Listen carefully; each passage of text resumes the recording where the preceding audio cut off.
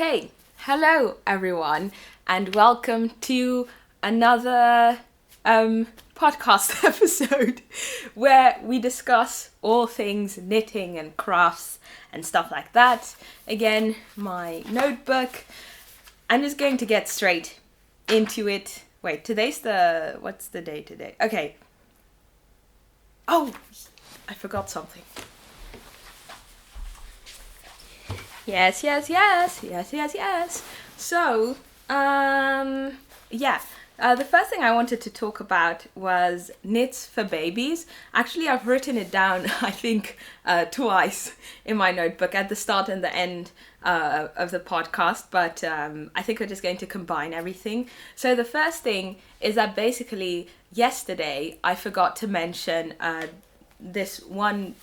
Well, it's not knitting, it's a crochet book that I bought in Japan that now I think is really appropriate for kids. Well, actually, I looked through the designs before, like when I bought it, and some things are just like really cute that I would like to make for myself, but also there were a couple of things that I was like this is very cute, but I don't think I would like to make it for myself, but I now think are just actually perfect for kids. Sorry, my dress is a bit creased. I don't think I can do anything about that. But so this is the book. I don't know if I've talked about these. I think I have spoken about these animals. So I keep forgetting the name. It's Sumikko Gurashi. And yeah, it's just a brand of like cute little animals. And yeah, it says kawaii amigurumi, just so yeah, cute amigurumis. So those are basically like crocheted, like cute things essentially. And yeah, since I got the news that we're having so many like new additions to like family and friends, I think this is like a great book to start making some cute crochet things out of from.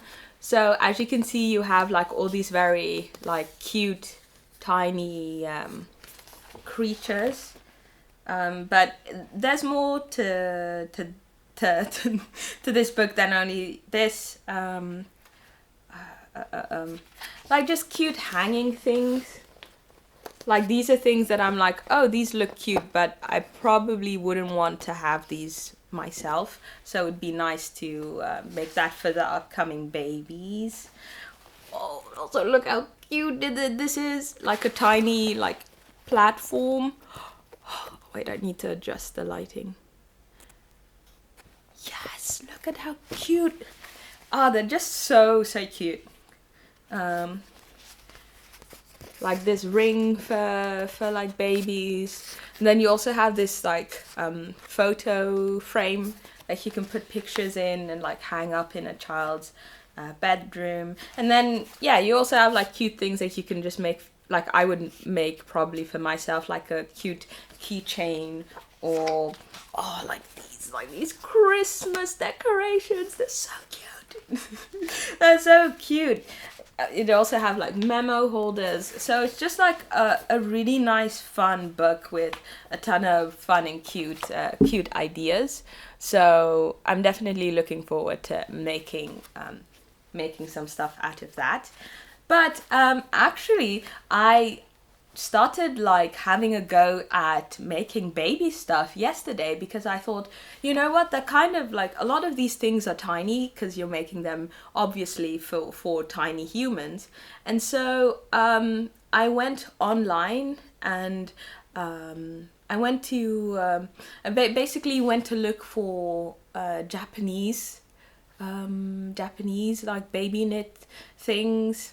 I've honestly come to find knitting Japanese patterns easier, because I usually don't have to think all that much. It's just everything's from a diagram, and I really do enjoy having that visual aid. So I looked up some Japanese baby knitwear patterns, and I found two books. One book is from the Heartwarm series. I'll put like a picture here, like the one that I'm referring to. I just thought that it had a lot of like very, how would I call it, like very classic, timeless looking pieces that also are unisex. So that's one of the books that I'm looking forward to getting, but unfortunately they only sell physical copies, so I'm just going to wait until I have a couple of items that I would want to buy from Japan, and then have everything shipped over to here. So that's the plan for that, but I did find one that was digitally available. And that one is called Deri Kara Odekake Made Mainichi Kisetai Baby Nitto. Oh, my Japanese is getting rusty here in the Netherlands. But basically, it just says it's like knitwear for babies that you're like want to wear like just like around the house and also outside. And it just had like, basically it had this like cute pair of shorts that I saw, and also a nice cute jumper for like when the baby is just born. And one thing I learned is that size 50 centimeters is for newborn babies. I think like somewhere between 53 centimeters is the average length of a newborn baby. So I'm just gonna take that average and work with that. So there's a jumper that I want to work on, and I also saw a couple of like a hat and also some tiny socks for newborns, and I thought, oh, that's like such a cute project to work on. So I did like a tiny prototype. I I screwed up in a lot of places. First of all, using the wrong needle size, but it was a fun project. I think it took a couple of hours because I messed things up, and I do have to say that the pattern writing in this one is not my favorite. Like, it's still in diagrams, but I don't know, just the way it was written, I didn't really like it all that much. But here it is. Let me adjust the lighting a bit. Isn't this like the cutest thing? So basically, like, the construction is that you start off with the sole, you knit the sole separately, and then you knit the top, this top part, and then you just pick up stitches around the sole, and then like you knit up, and then you sew this and then knit up.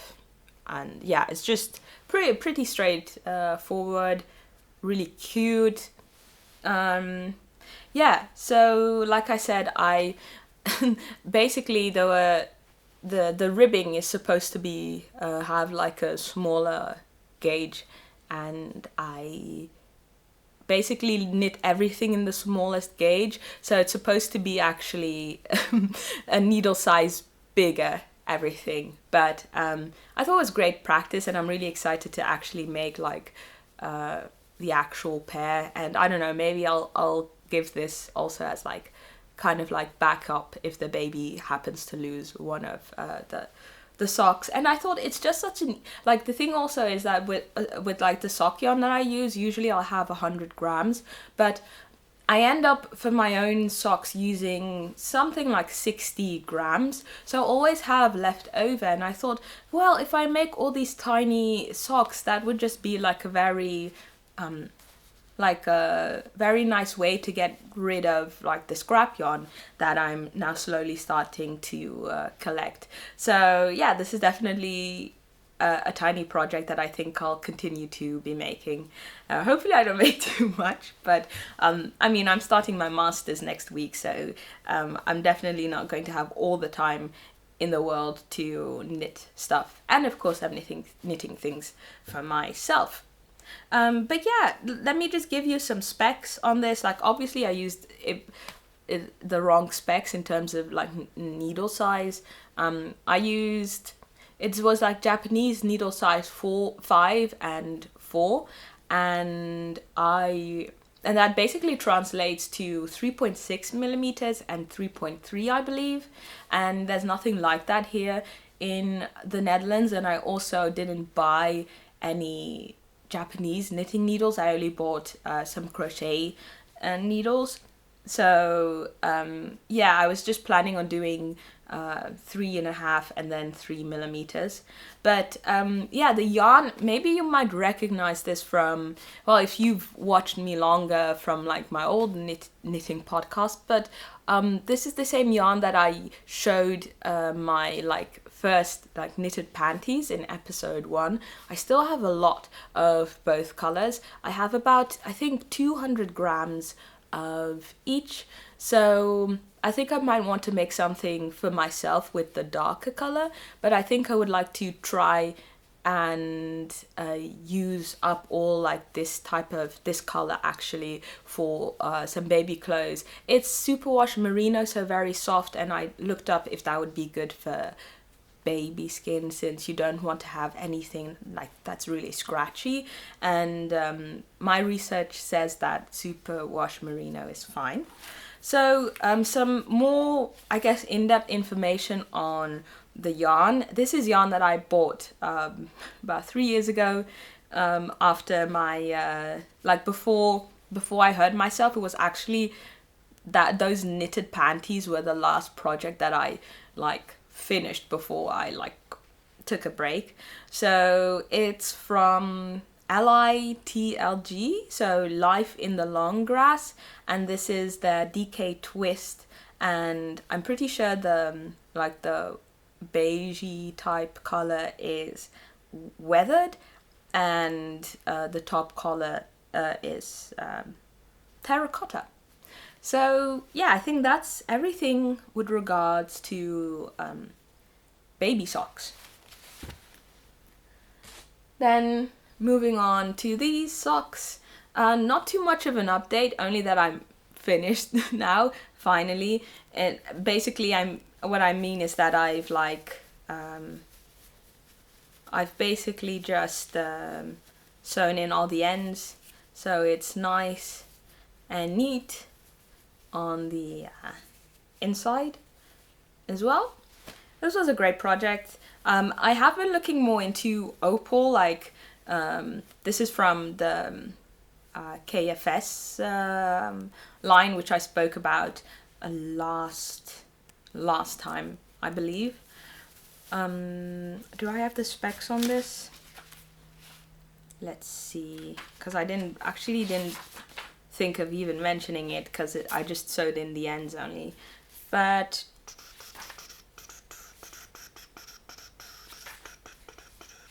no, it doesn't say anything. I think the specs are on my computer, but I'll add them in post.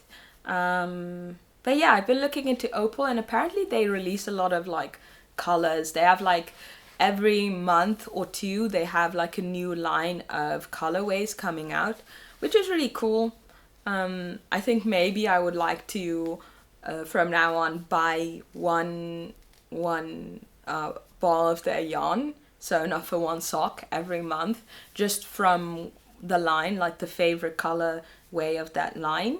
I think that would be like a fun thing to do. But yeah, I'm just very happy with these with Opal. The yarn is really nice. Like, it's a bit scratchy at the start, like a bit roughish. Wouldn't say too rough, to be honest. After a couple of washes, it really gets soft, and I really like that about it. So yay, they're done. Should I take a how do you call it, a thumbnail picture? I forgot to do that in the past couple of episodes, so maybe I should do that here right now. Let me fold up the socks a bit nicely. I haven't actually worn them yet, so they're still like, they're still fresh, nice and fresh. Okay, how should I do this? Okay, done. I've become less awkward about it, I've noticed. But yeah, moving on to vintage knitting books. Yeah, I wanted to talk about the vintage knitting books that I got in Japan. Apparently they're not that popular, so they're pretty easy to acquire. You just have to know where to get them. And if you can't speak Japanese, it gets a bit harder because you can only, for the most part, you can get them secondhand, and so you have to actually talk to the buyer to the seller to actually buy the books. But if you basically like, there, I think there are some guides online as well where you have kind of like your standard phrases, but then, and you know, Google Translate or DeepL, I think, are pretty good like translation machines, so you should be able to get by. I know I made like really silly mistakes trying to speak to some of the sellers, but yeah, it's pretty straightforward. Also, you don't even need to like make transfers. You can also just pay at the convenience store. You have to pay a charge of like 100 yen, which is like 70 euro cents, 65 euro cents. So it's not that huge of a challenge, essentially, I found. But yes, I have here all of them. I'm feeling okay today, but not the best, so I'll try not to open many of these books because some of them are really old and they have like a very like vinegary, like strong smell. But yeah, I'll just briefly go over them. So here we have one book. It's from I don't know exactly where it's from. It's like a women's lifestyle magazine. Their March edition. I looked up the year because basically the years are all written down here in Showa era. Basically, Japan uses two, like, how would I say this? Like two ways to they at least have two calendars. Well, I mean, I think they have the lunar calendar as well, but they have like the one that we use here in the West, but also the one that goes by how would I say this? By emperor, like who's the current emperor. So every emperor gets their own name when they become an emperor, and that gets used as a reference for their era. Like you have the Meiji era, which is when Japan opened to the world in the 19th century. You have Showa, you have Taisho, you have Reiwa. So yeah, so this is like Showa, what does it say? Showa, it says Showa 47. So it's March of Showa 47, which I've written down here means 1972. So this is like a 70s, actually a crochet book for, as it says, spring. Yeah, so really cool. This is definitely the book I'm going to be starting off doing designs from. Just the smell. I mean, generally I like the smell of old books, but like sometimes it's just really strong. But as I was saying, it just has like really cool. It has like really cool designs in here, very 70s, because obviously I just really think it's cool. I also like the hairstyles as well, so might take some inspiration from that as well, at least like with the limited like abilities I have with my hair. But yeah, there's also one already specifically that I have taken inspiration of for like a knitting pattern. Like most of these seem to be, well, it's a mixture of knitwear and crochet. And one thing that I've noticed from having all these old knitting Japanese knitting books is that it's really hard to read the instructions of them. But I found actually that this one from the 70s has been the easiest, and I think that's just really because it's the most recent of the ones that I bought. So I'll give you like an example of how it looks.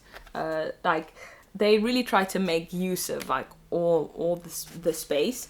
And I have quite a couple that are like post-war, and as you can imagine, post-war, World War II, Japan was a very poor country. They didn't have a lot of resources, and so when you're looking at these knitting patterns, they like for like an entire like comprehensive dress, they use like maybe, I don't know, half of a page, and a lot of it is in writing too. And you know, like since it's also so old, it's kind of hard to read. Some of the print has been fading as well.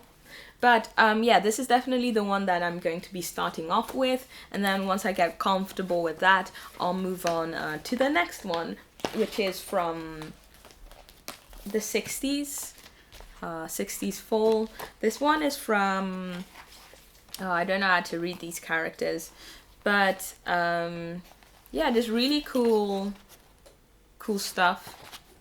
They have like kimono, how would I say it?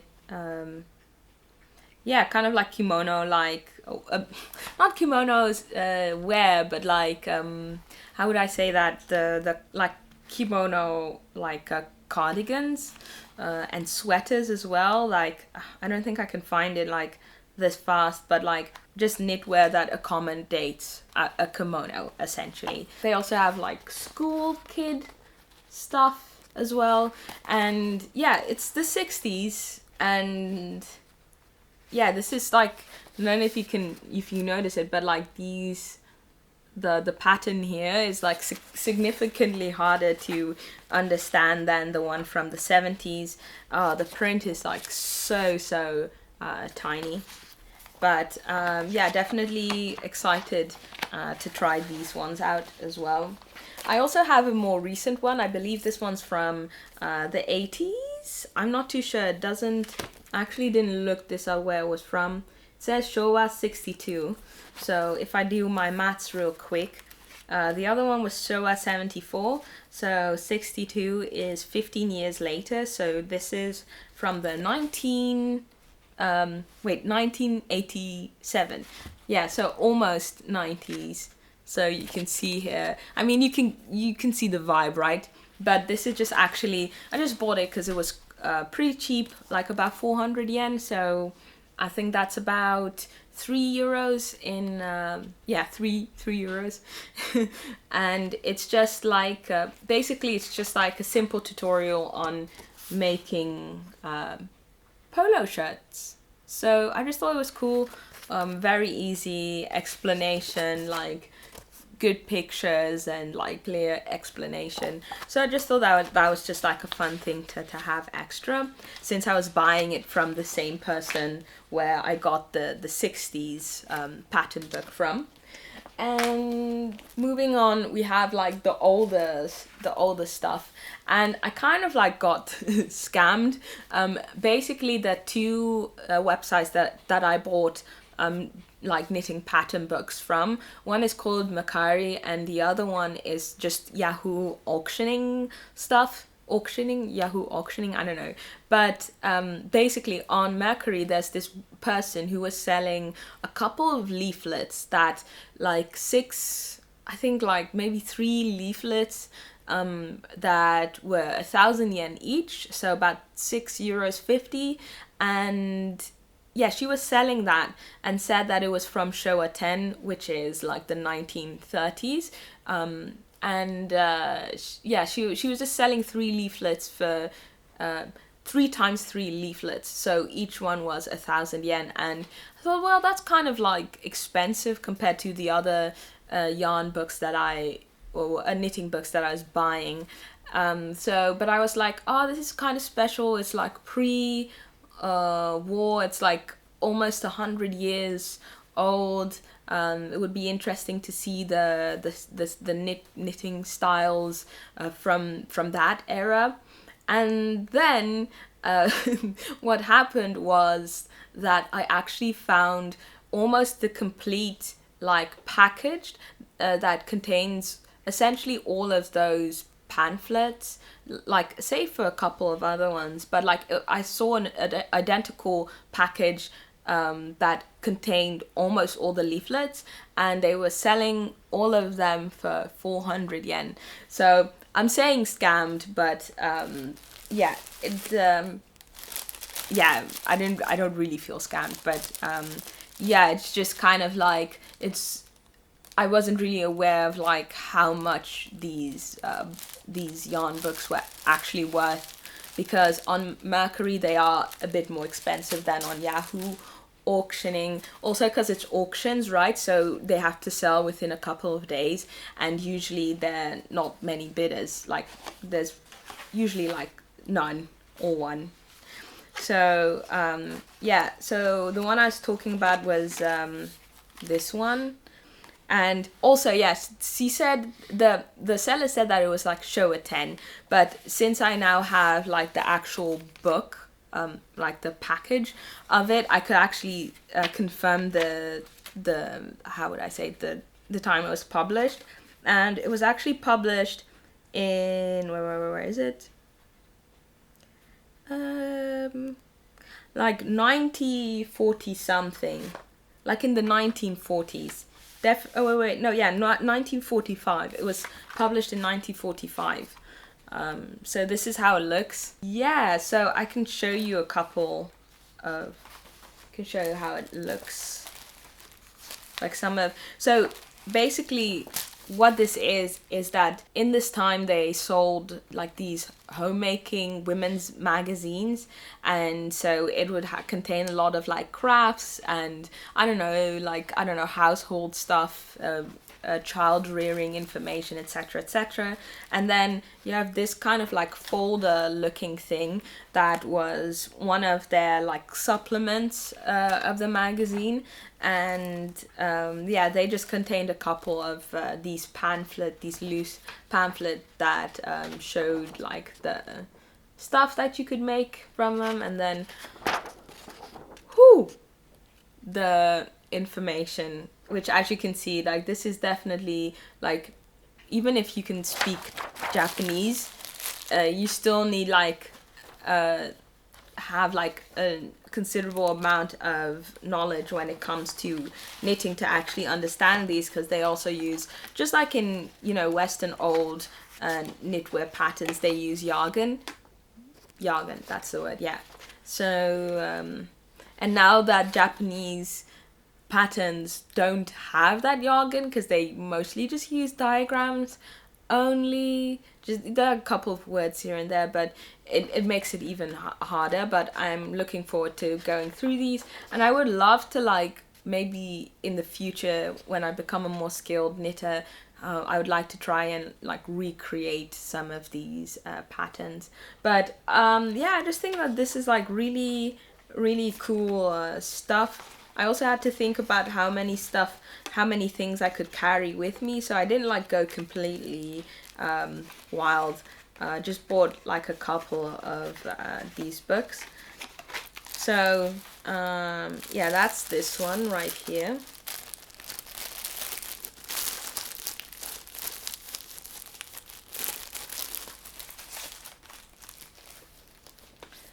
And then the remaining ones are these, basically. I think they're from the same. I don't think they're actually. I think these two are definitely from the same. How would I call it? The same magazine.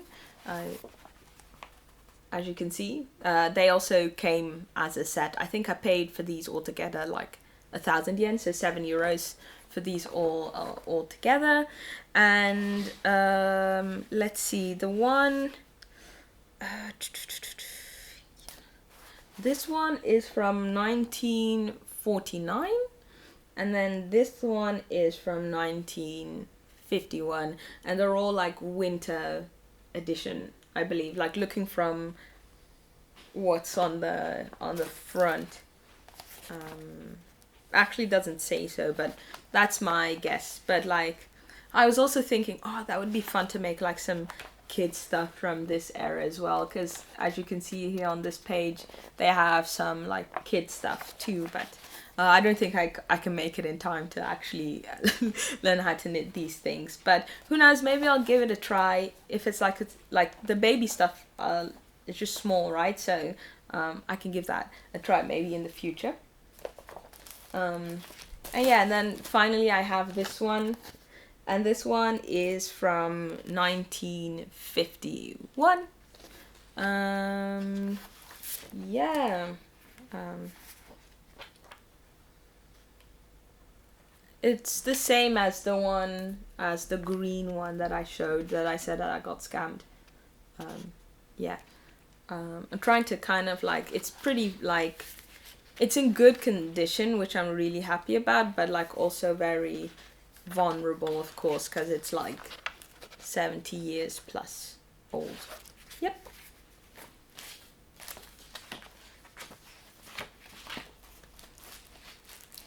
Okay, so I think that's it for all the vintage knitting books. Yeah, what did I wanted to say? Oh yeah, I wanted to talk about the frill yoke sweater by Hannah Seidel.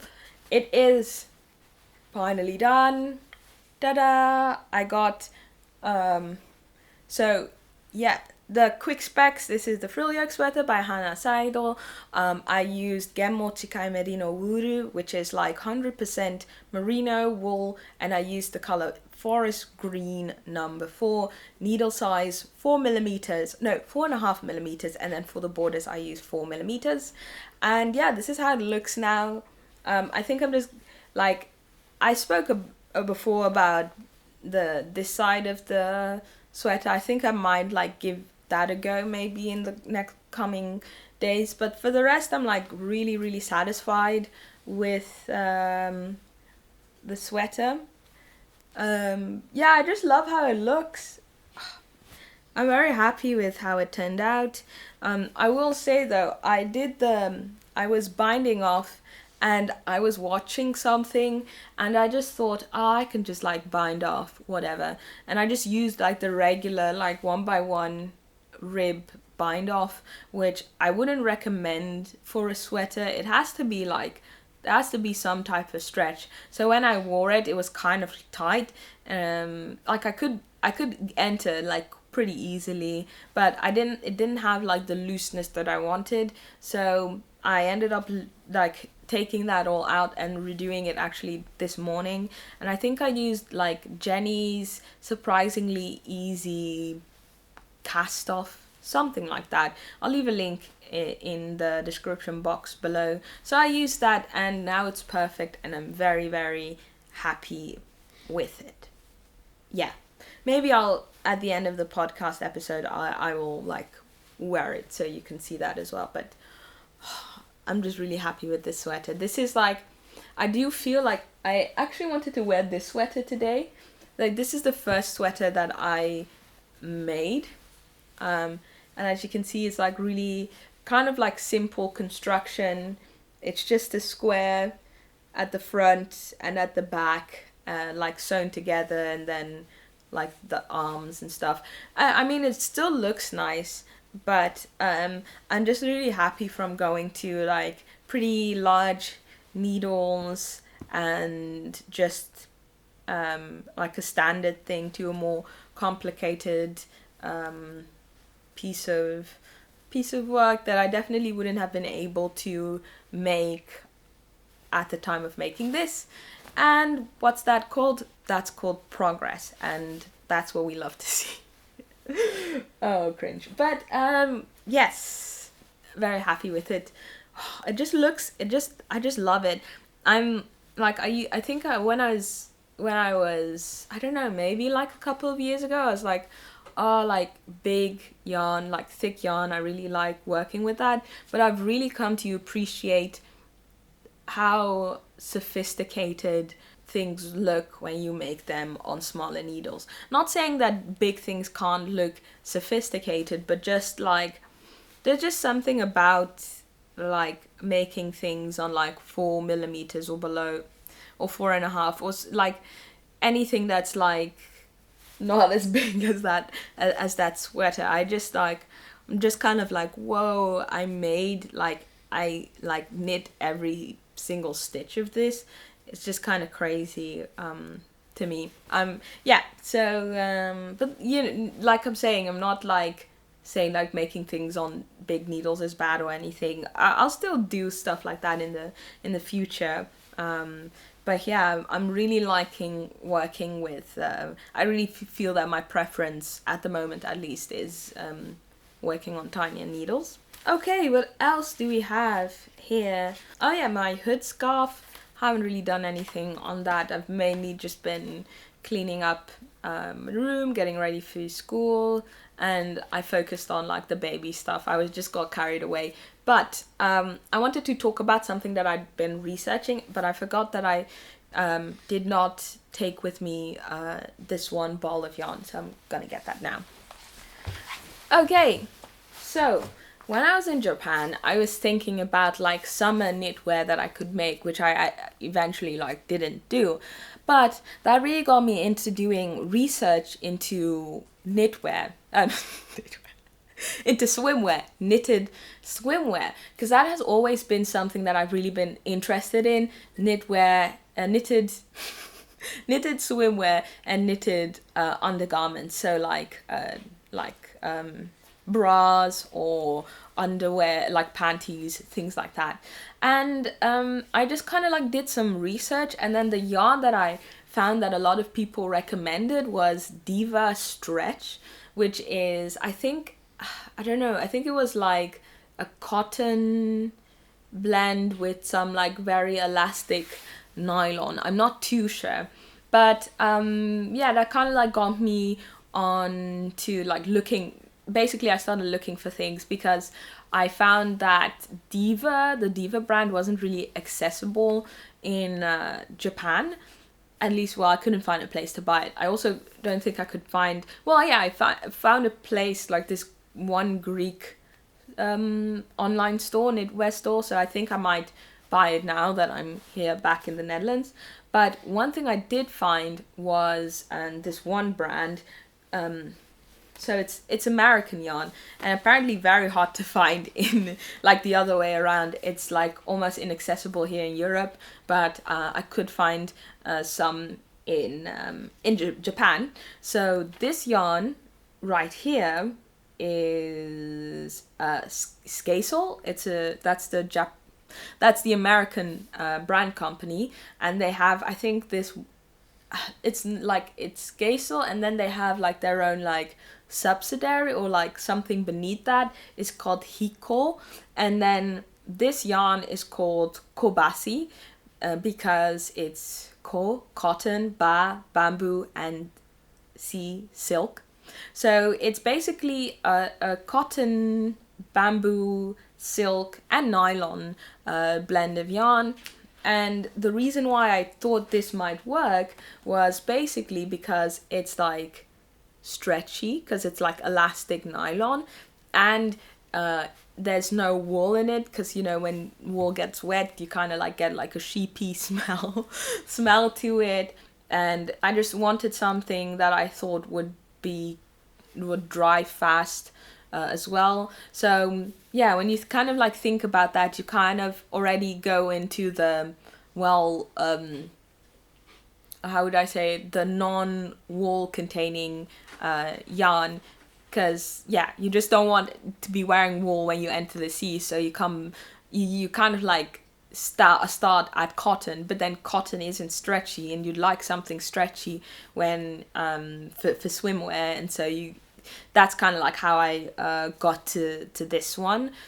So yeah, basically my how I'm kind of like now continuing to look for different types of yarns for swimwear is just kind of like thinking about is socks, essentially. So I looked into the development of this yarn. Basically, this is sock yarn that was developed for people who have wool allergies.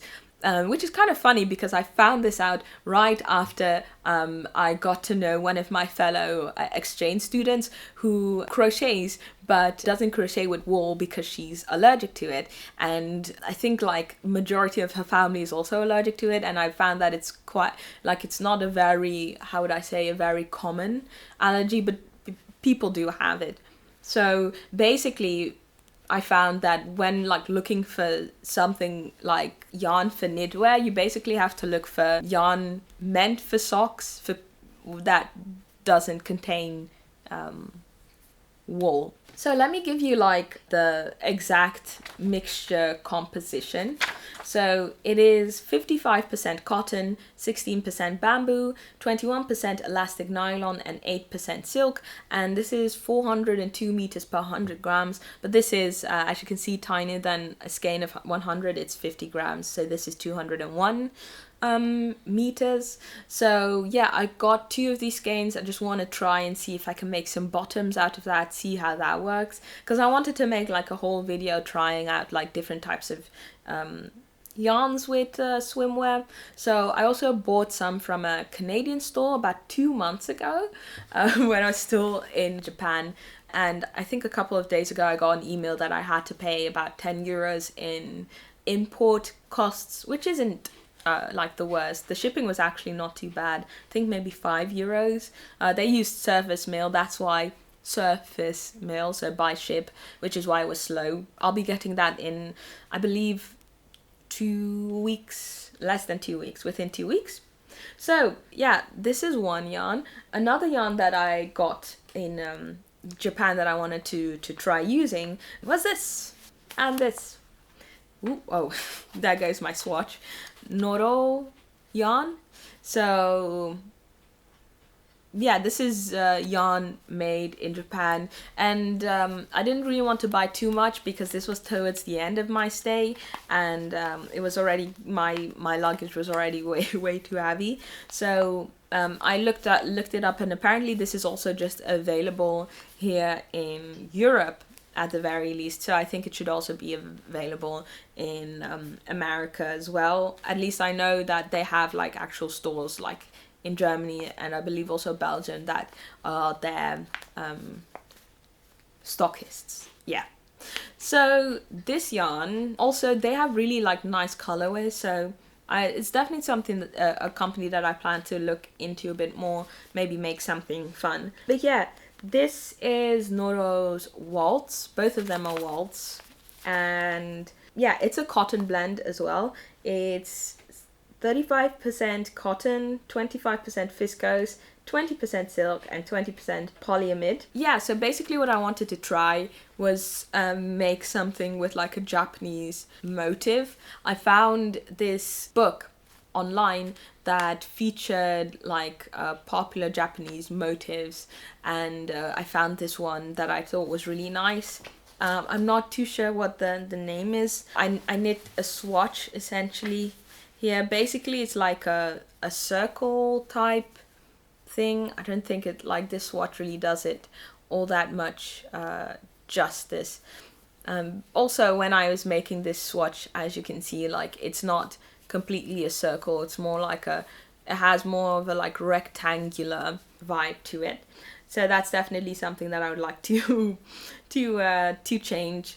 But as I was knitting, I found out that it wasn't that stretchy. Like, there's no stretch. So I don't know, I think I might just take this and then make like a really fun pair of shorts with this motive. So I'm gonna try and make another swatch, not make it as tight, maybe 3.5 millimeters, because I'm pretty sure I used 2 millimeters on this one. So I'm gonna try and see if that works, something fun comes out of it, then I'll be really happy with it. So yes, I think we've come to the end of this podcast episode.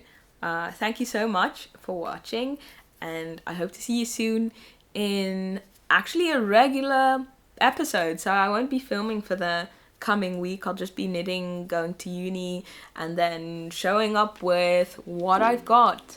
So yeah, I'll see you then. Bye bye.